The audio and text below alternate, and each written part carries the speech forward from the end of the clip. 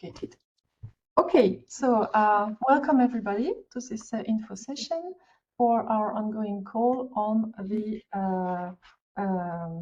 incubation projects. So my name is Brigitte Fellahi-Brugnot. I'm the head of unit for social and inclusive entrepreneurship in DG Employment.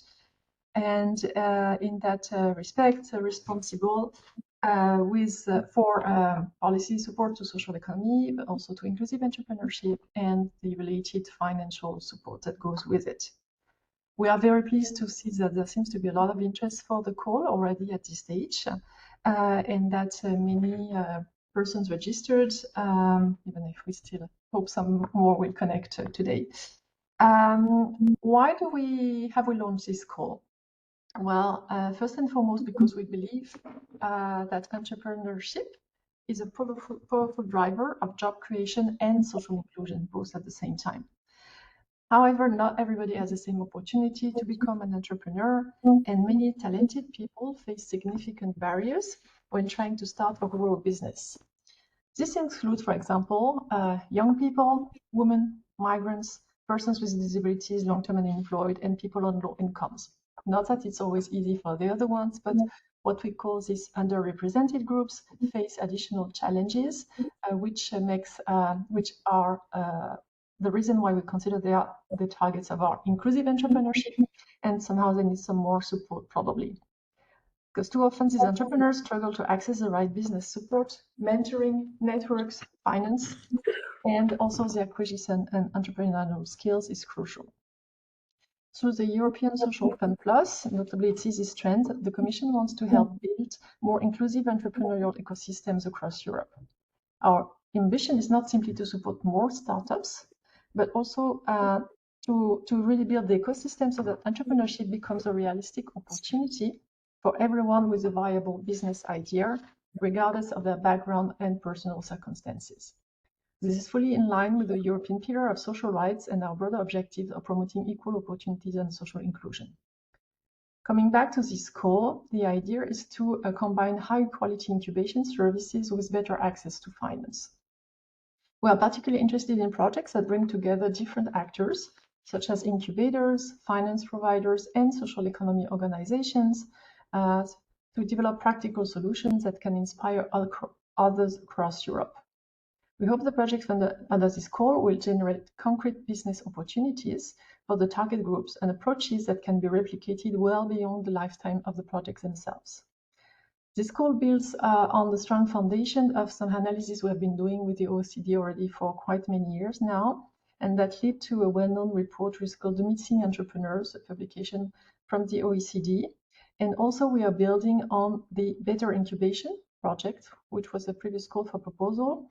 And also for the last 3 years, we have been carrying another project with the OECD, which was called the Youth Entrepreneurship Policy Academy, the YEPA, to identify for policymakers discussing directly with young entrepreneurs and also support organizations what would be the best policies to put in place and the best measures to support really the burdening of this ecosystem in all member states or regions, and make sure that young entrepreneurs notably, but also today, as we will see again, the target group is a bit larger, all those who have even more difficulties than others to launch their business. So today, I'm together with two colleagues who already took the floor, Iliana, who just made the introduction, and Julien. They will present the call in more detail and explain you in more detail all the objectives, eligible activities, criteria, and so on. We obviously strongly encourage you to ask questions. It's a time. We'll do our best to answer on the spot. If ever we need to do some checks, we'll come back to you afterwards anyway, and they will also explain well. You will find all the answers to these questions, either those raised today or those that we already received on the call. I will unfortunately not be able to stay with you until the end of the presentation, of the Q&A session mostly, but you're in good hands. And now I would like to pass the floor directly to Julien for more details on the call. Thank you, and thanks again for your interest. Yes, many thanks, Brigitte, and hi everyone. Welcome to these info sessions. So the target groups of our initiative. Indeed, we have to define to which groups of people we would like to offer new opportunities. And not surprisingly, this is the list. First, we want young people to consider youth entrepreneurship, and that's a very important target group.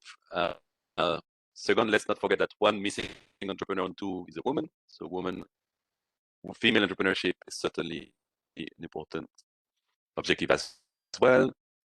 Migrants, so people having mobility situations in their host country. Sometimes they have to set up a business. Salaried employment is not so much available sometimes. So migrant entrepreneurship, person with disabilities for the barriers they have because of these disabilities, but also seniors, less known topic, but still senior entrepreneurship is something important. And then we have two other more broad target groups that you could consider: long-term employment. Sometimes one way to exit unemployment is to create your own job, and people on low income, so people having low revenues, can consider a business initiative to make a better living. So that these are the target groups. I think they are sufficiently large to really design projects for all the people in need. Next slide, please.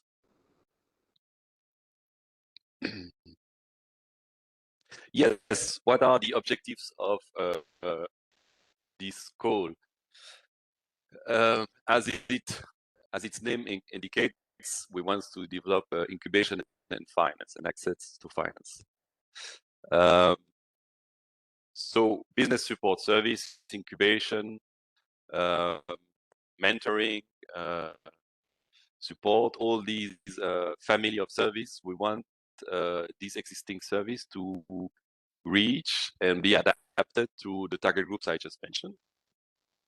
This is important if we want to increase the level of entrepreneurship for those target groups.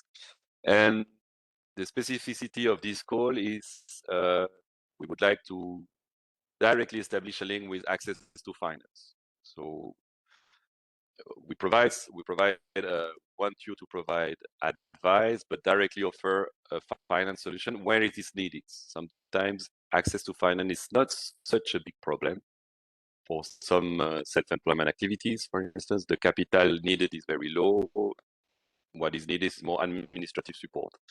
But in order, you have the administrative support, but you don't have access to finance. So for us, it was important and interesting to link better two worlds that we are dealing with in this unit: incubation, inclusive business support, inclusive entrepreneurship, but also access to finance. As you know, in this unit, Ample G3, we deal with microfinance. We do certify microfinance institutions, and also we try to develop as much as we can social finance or finance for social enterprise or social objectives.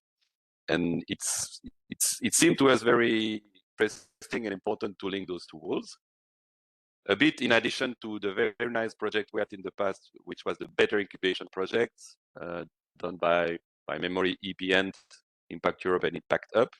I guess I have the three right ones. EBN for sure. All their deliverables are still online, by the way, betterincubation.eu, where they really they focused on incubation. The top up here is that, okay, on top of this nice project, we want an access to finance element directly in the design of the project. The other objective being, of course, we want to strengthen the entrepreneurial capacities of the target groups, and to the extent possible, foster cooperation between actors. I just mentioned the finance world, incubation world, but you can consider employment service, academics, social enterprise, networks of social enterprise. Let's try to link all these ecosystems, and if everything goes well, the projects could inspire others and be transferable to other countries or contexts to transpose the lessons learned, and hopefully to scale up the models to have a nice and thriving new enterprise run by target groups. So we want plenty of youth, women-led enterprise or other enterprise led by the target groups. Next slide, Iliana, please. So the goal defines priorities, but the priorities mirror the objective I just mentioned. The priority is to design inclusive incubation model. So let's we want you to really design personalized for the target groups.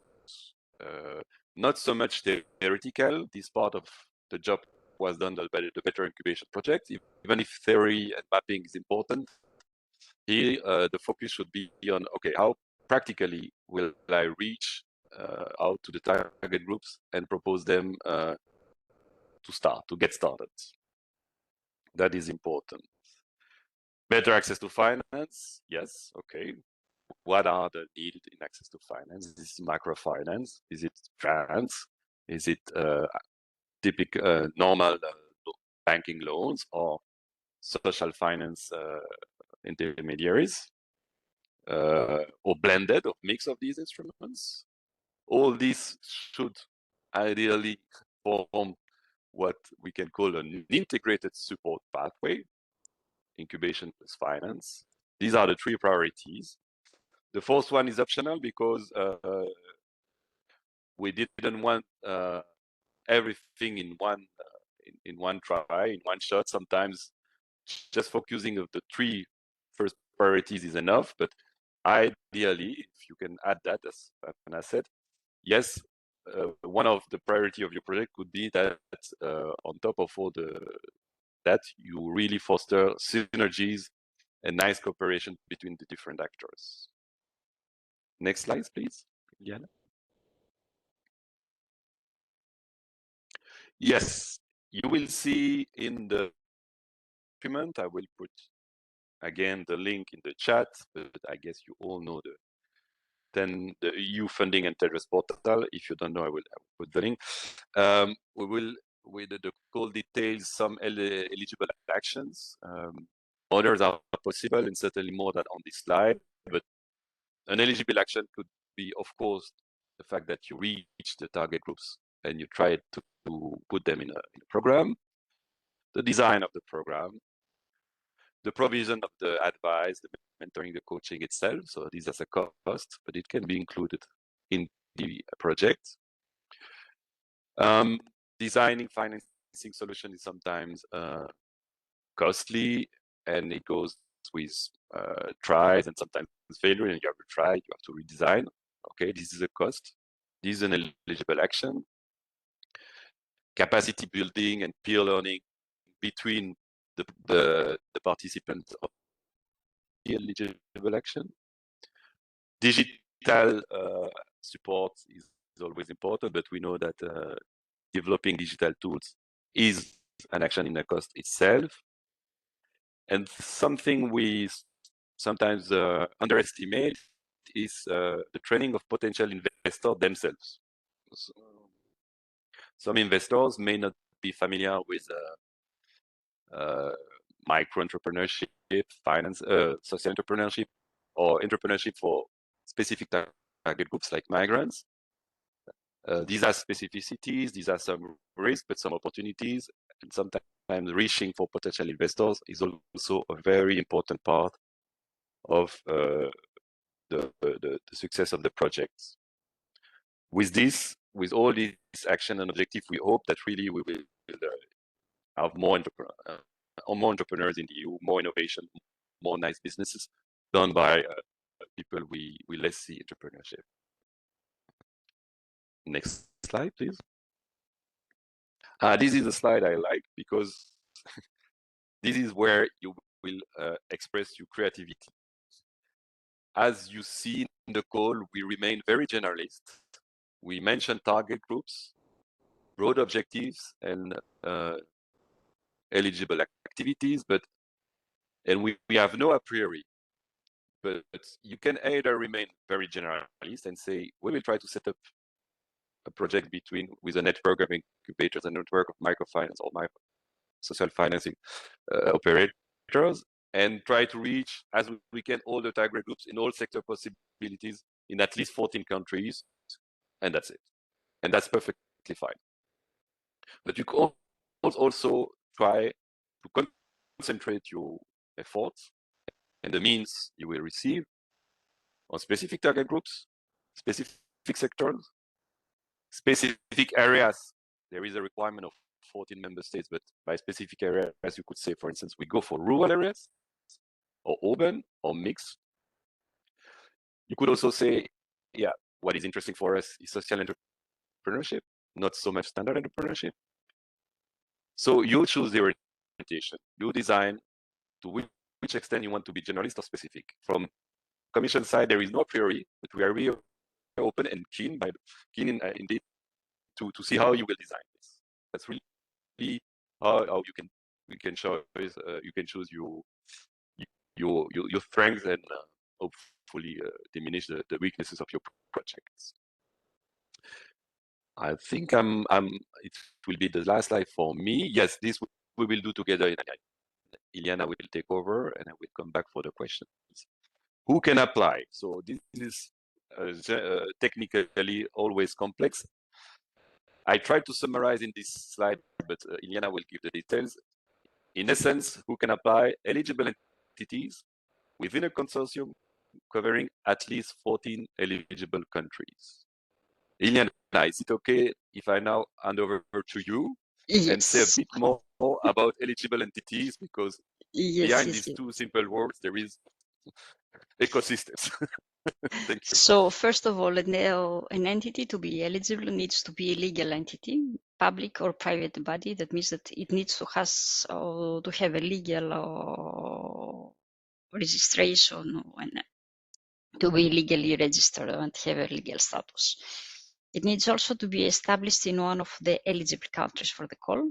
By eligible countries for the call, we mean the EU member states, of course, but there are also non-EU countries that are eligible. Those are the EEA countries.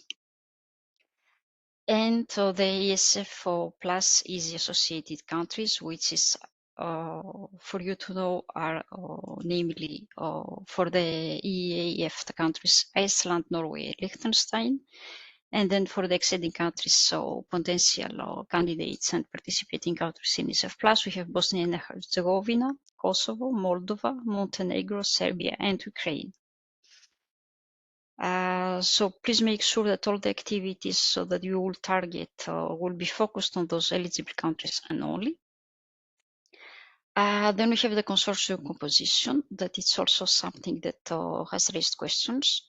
So only consortia can apply. That means that single applicants are not eligible.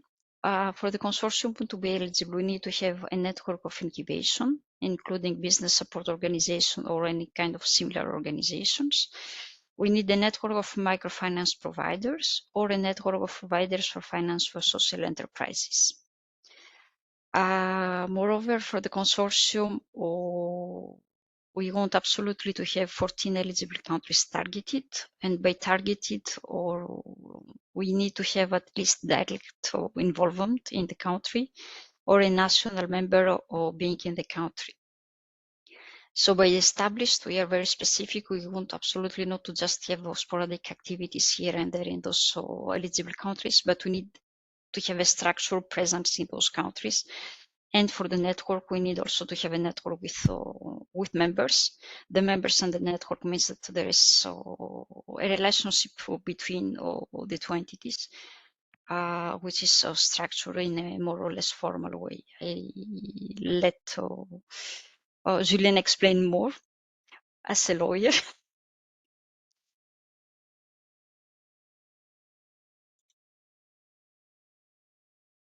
Sorry, Elena, you want me to intervene?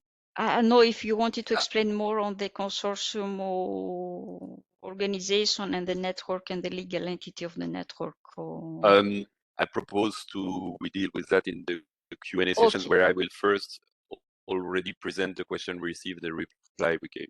Okay, fantastic. Then we can move to the next slide, which is the budget and the timeline. For this call, we had a budget. We have a budget of 1.5 million, out of which we expect that we could easily support and grant 2 projects, more or less, of 750K each. For the EU funding rate, we are at 80% max. And the most important for you all, the deadline for the submission of your proposal is the 2nd of September, 5 o'clock Central Europe time, that means Brussels time. And the duration of the projects, we aim at 18 to 24 months for the projects. Just on the deadline, please make sure that you apply quite well in advance. Don't wait for the last moment to launch your application in the system, as IT systems, we all know, may have issues sometimes, especially when you are very close to the deadline and you're under pressure to submit. So the timeline, overall timeline of the call, the call was published end of May, and it's open for submission. Deadline, as I just mentioned, the 2nd of September. We aim to evaluate between September and October and to announce the results in November. And the grant signature will happen between January and February 2027.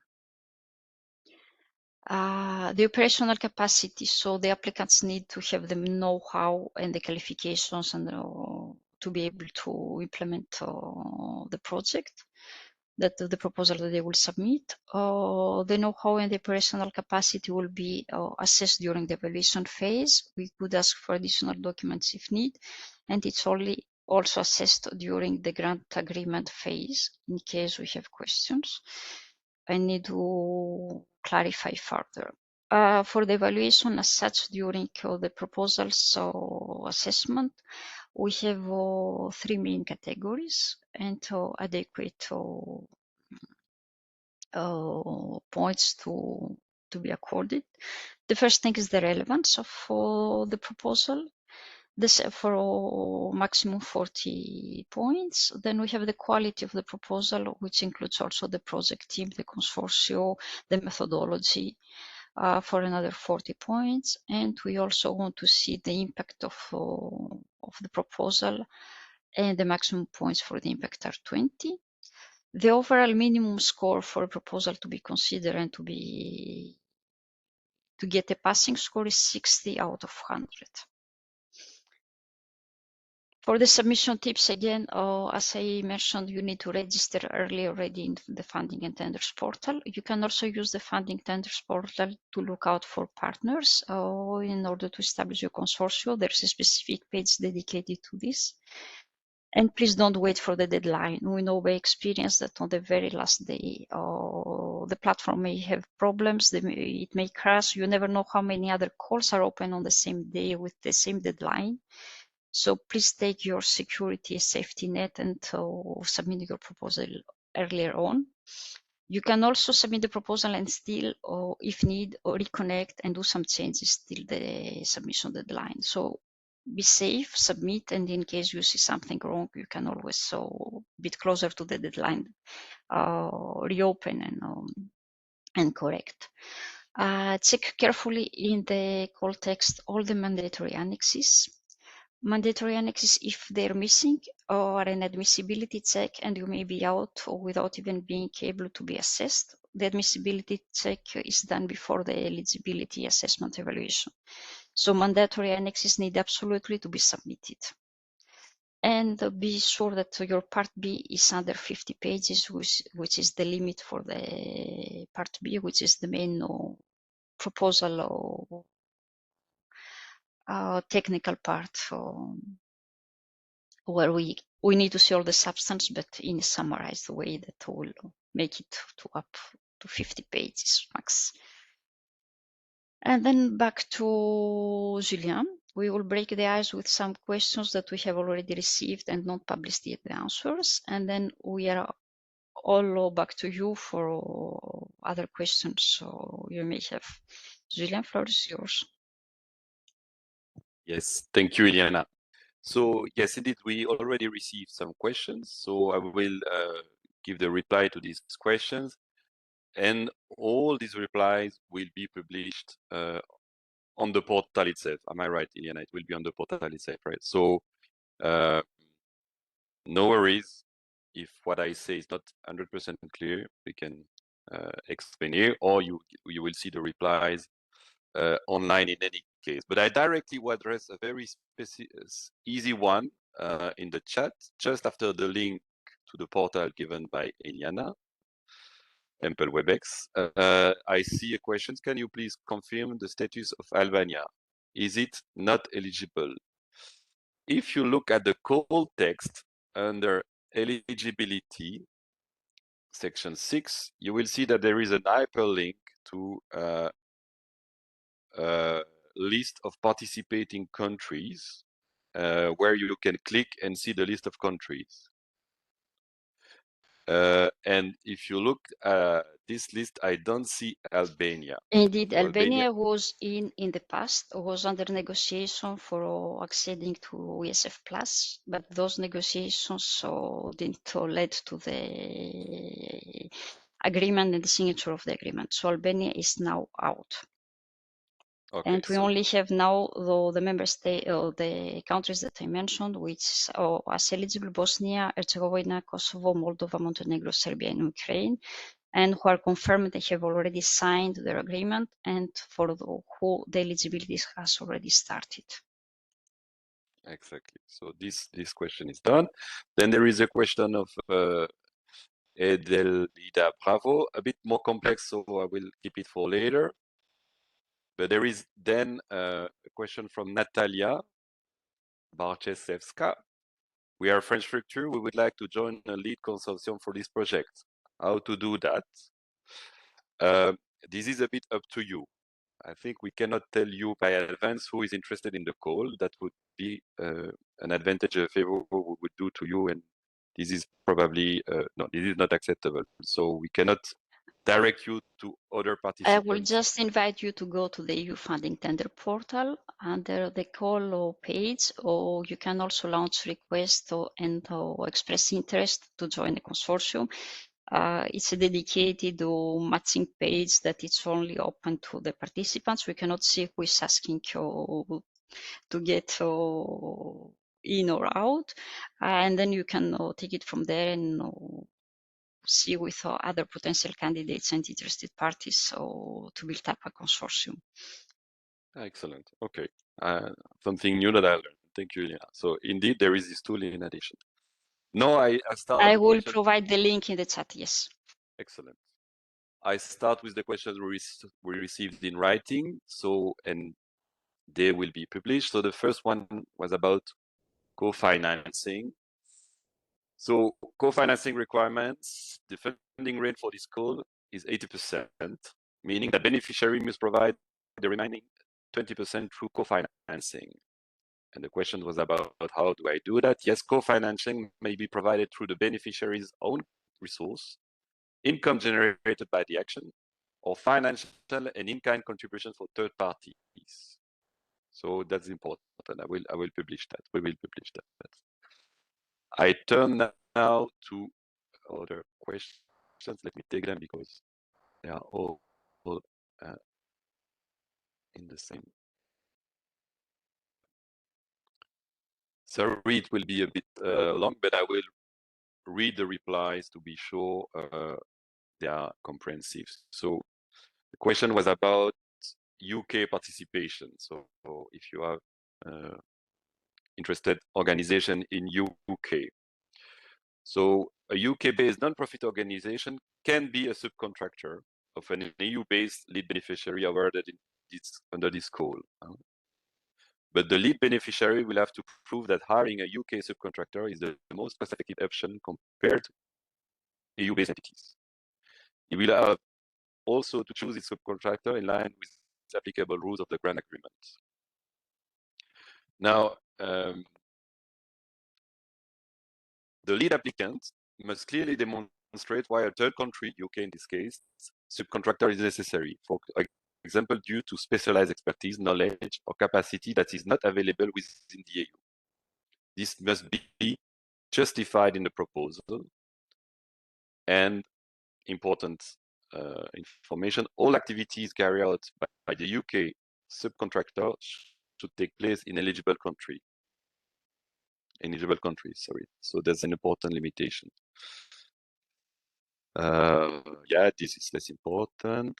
And the question is also, okay, but which kind of task can be subcontracted?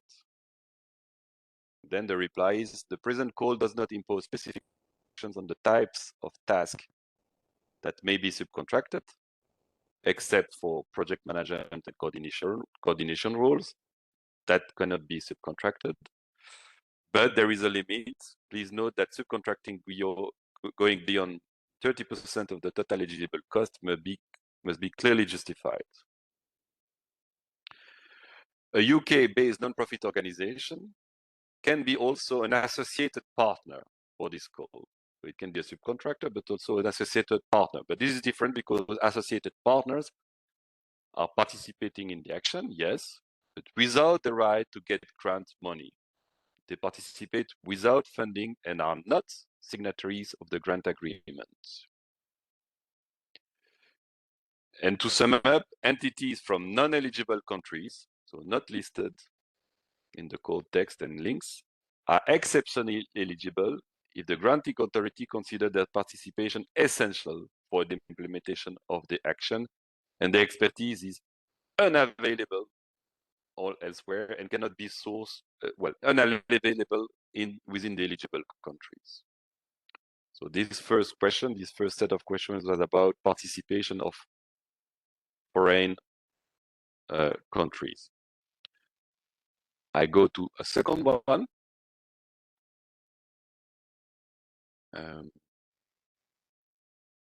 Yes, it's a bit in the same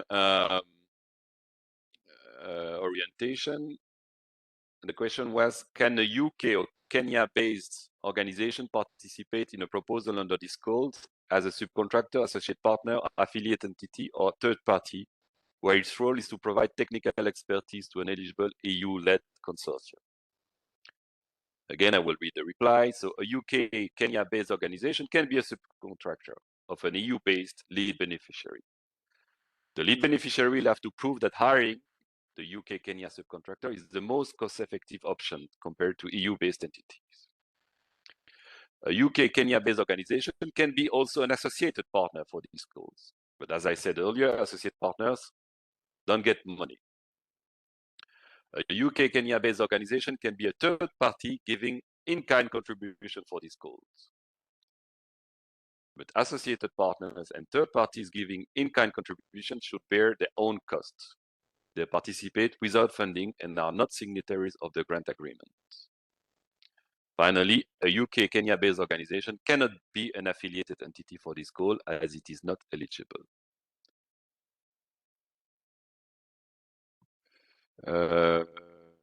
Yes, still with this UK Kenya-based organization, we recalled and we will publish that the present call does not impose a specific restriction on the types of tasks that may be subcontracted, but there is this threshold of 30% of the total eligible costs. Then the same interested organization asked about, okay, but must the activities really take place in the eligible country? And the reply there is quite clear. Proposal must relate to activities taking place in the eligible country. There is no exceptions. So activities have to take place in eligible countries. Okay, I now go to a third question, fourth already. This was about the notion of established. So you know that the call requires a presence in at least 14 eligible countries. So the call stipulates that the consortium is the lead applicant and the co-applicants, must have a formal presence in at least 14 eligible countries. The presence may be either direct through the applicants themselves or indirect via their national members or affiliates or affiliates. This is important. The term established means that the consortium must demonstrate a permanent and operational structure in each country claimed. So simply conducting activities in a country without a stable local footprint does not fulfill this criterion. So in order for one country to be covered, it's more than selling service in this country. It's to have a presence, an establishment in this country. So now if an organization operates branches in several countries, those countries can count to cover the 14 countries, but only if the branch constitutes real and stable establishments, as we just said, and if the branch, of course, will be actively involved in delivering the projects. And last question, on which we didn't reply formally to the asker, but we will, was about the notion of network. And although the notion of network is not defined in the call, and when a term is not defined in a legal text, it has to receive its common acceptation in common language. We will reply to this person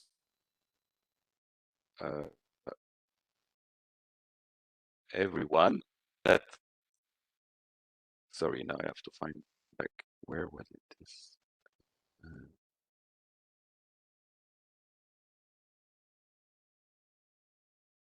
Yes.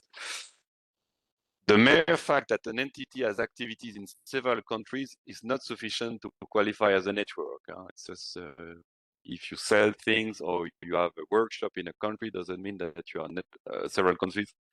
Doesn't mean that you are a network. At minimum, the concept of network implies a relationship between different members. So, hope it clarifies a bit. So I stop it here for the questions we already addressed. I will look at the chat, of course, but then while I'm doing so, probably some of you can take the floor or to explain to repeat what they have put in the chat or to raise a new question. The floor is yours. Aurora, please. Hello, can you hear me? Yes. Okay, thank you. So I'm going to clarify one of the questions that I put in the chat. Okay. Is concerning a clarification on the 14 countries criteria. So as we are talking about network established in at least 14 countries, this is clear, but are you expecting project activities to be implemented in 14 different countries, or project activities can be focused on less countries, and then, of course, the results disseminated via the network to at least 14 countries?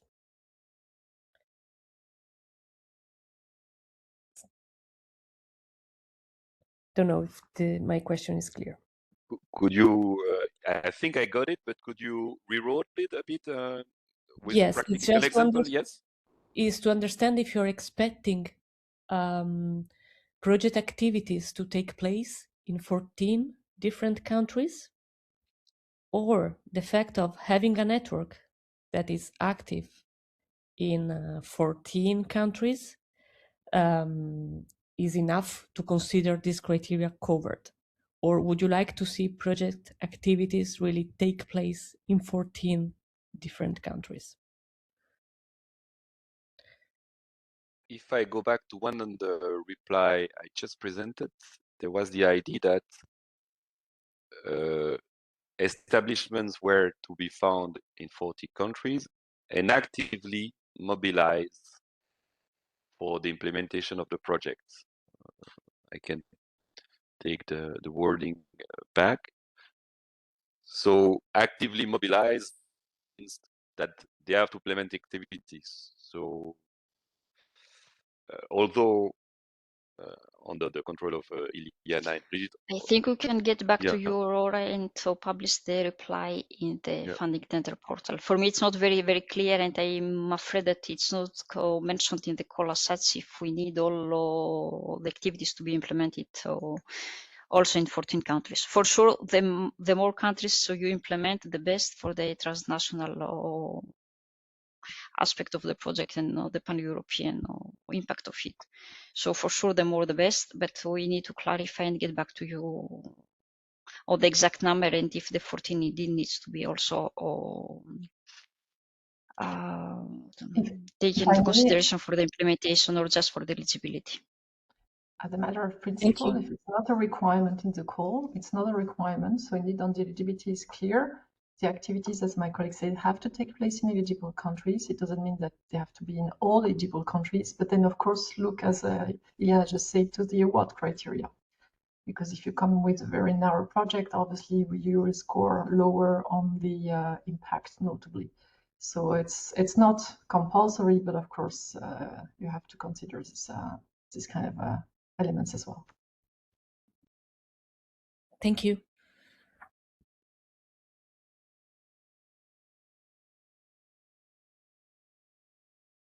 Do we have other direct questions? Yes, I see in the chat, unless I don't see any hand, so I will go back to the chat. I see a question if the call document does not specify the required number of partners for the consortium.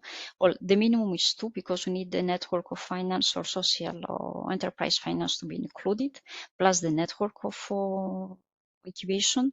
So minimum is 2, there's no maximum indeed or required. So even with 2, if you manage to cover the 14 eligible countries, then it should be fine. You don't need to be more in the consortium.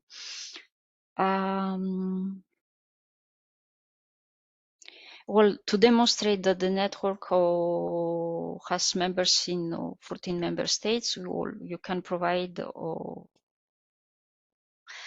a statement or the network or legal documents or the minutes of an assembly where you can we can easily see the number of members or national members active in the network or any kind of evidence or documenting the number of members and the countries in which they are active should be fine for us.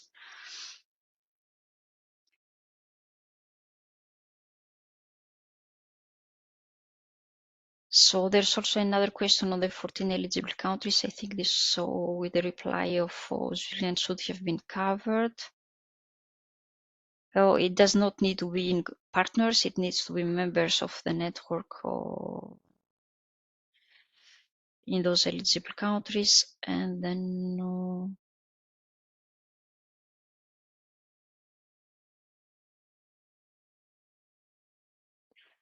so there's a question if a network of incubators and a network of providers of finance for social enterprises can apply as the coordinator together with partners from the network or other countries, or do the partners have to represent different sectors or different type of organizations?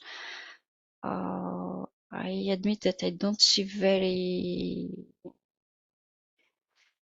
well the question. I think that no, does not need to be of other type of organizations or sectors. So if you're a network of incubators and a network of providers of finance for social enterprises, this is all that we ask for the coordinator of the consortium to be.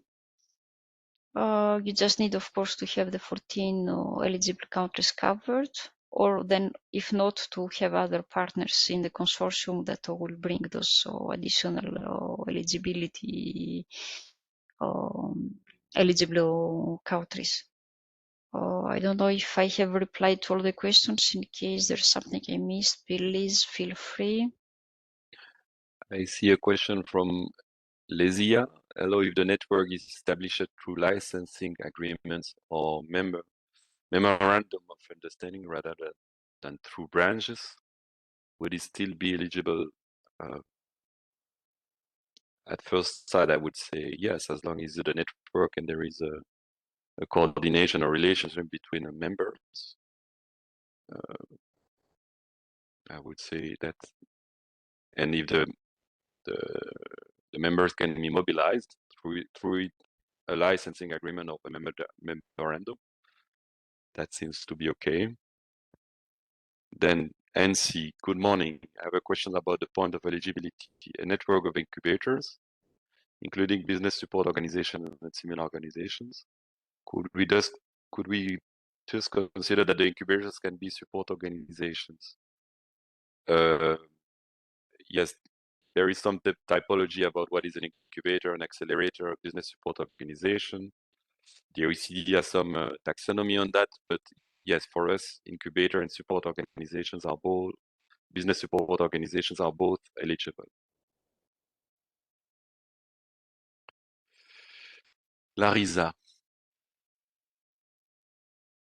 No, Larisa expressed interest. Fine.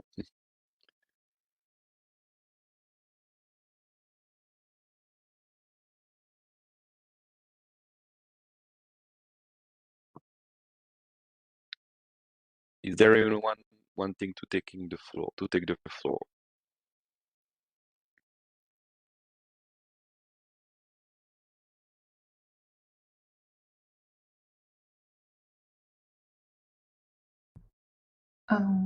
I will have to leave, unfortunately, but I think maybe thanks first for all the questions. My general advice would be to really read carefully the text of the call. Obviously, the requirements are there. What is not a requirement there, as a matter of principle, is not a requirement. If some terms are not clear, I mean, indeed, ask the questions. We will publish all the answers anonymized in the FAQ section, so you can check them there. But maybe don't look for problems when they are not. If it's not a requirement, typically on the consortium size, we say minimum 2, it's minimum 2, and then we list who else could be there. I mean, that's the rule. We will not invent another rule. And for all those who are more looking for partners, there is indeed, Iliana posted the link to the partner search function. It's there, it's for you, it's on the tender portal, so do use it. And that's really the purpose of that function. So that would be it on my side, and I'm sorry I need to leave. Thanks a lot for your interest, and my colleagues still have a bit of time if you have further questions, and we'll be in touch hopefully soon. Bye. Thank you, Brigitte. Now for all the participants, may I ask? I think I saw 2 hands. Just a yes, second. yeah. Yes. Good, because I don't see hands. Yes. So I don't know, Aurora, is it from before or it's in your hand? And then in the meantime, I can give the floor to Batwan Alisloglu, if I pronounce it correctly. Sorry. Yes, it is Alisloglu. Thank you so much. So as an organization that focusing on entrepreneurship education to people with disabilities, that we experience that actually the pilotings that we have, the activities we have as a webinar and online activities are much more suitable, and it is increasing the participation to our activities. So sorry if I didn't see in the presentation that the webinars as an activities, they are eligible activities for the call, or it is not appropriate to have it in the proposal, because since that it is webinars, that it can be also very international participation. So it was not very clear for me, and I would be super happy if it would be clarified. Thank you so much. Iliana? I think since COVID, of course, all webinars and online activities are eligible and have been considered. On the other hand, depending on the target group, I would say that sometimes online activities are not the most suitable, especially for those more vulnerable and more remote from the market. Yes, it is, but to be considered depends, of course, on how the project proposal will be elaborated and what will be proposed. As such, of course, online activities are eligible also. Yes, okay, because it is highly increasing the accessibility to the events specifically for the people with disabilities. And that's why I wanted to ask, otherwise the participation could be really decreased in some point. And yes, but thank you so much. If it is eligible, perfect.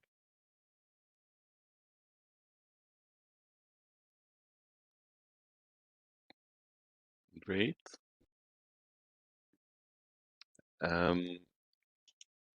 To have posted in the chat a question. If you consider that we overlooked your questions, which is possible. For the questions in the chat, I will also propose that we transcript them and then we publish the answers also, so that there's more clarity. Any other question that we could take? Any hand or any message in the chat? I just posted also the email address for the additional questions you may have. It's also mentioned in the call text, of course, but to have it also in the chat if it helps.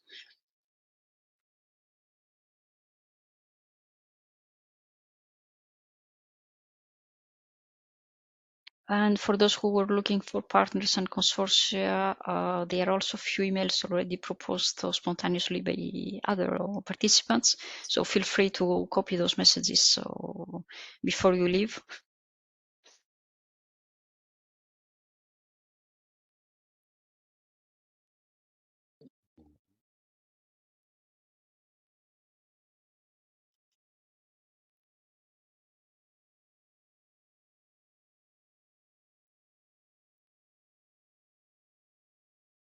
Okay, no more questions.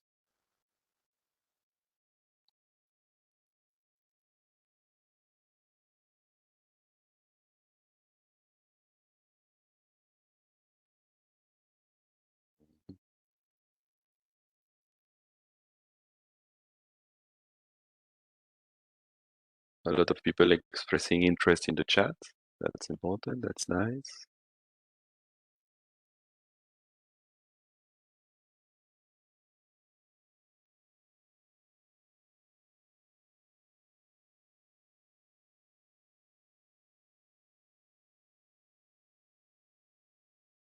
Okay. Okay, yeah. Again, people expressing interest in the chat.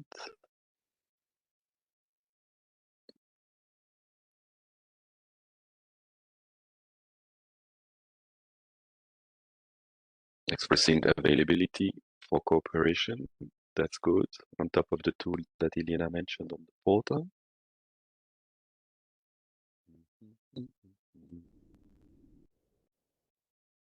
Well, we're approaching the end of the meeting then. Iliana? I think that we can thank you all for your interest and your participation, the questions. Feel free to email us in case you need further clarifications. The questions already answered will be also posted in the EU funding tender portal under the question and answers. And wishing you all a good consortia search or partner search and proposal preparation. All the best, all of you. Yep. We'll be happy to read your proposal. Have a nice summer in any case. Thank you all. Bye. Bye bye. Many thanks.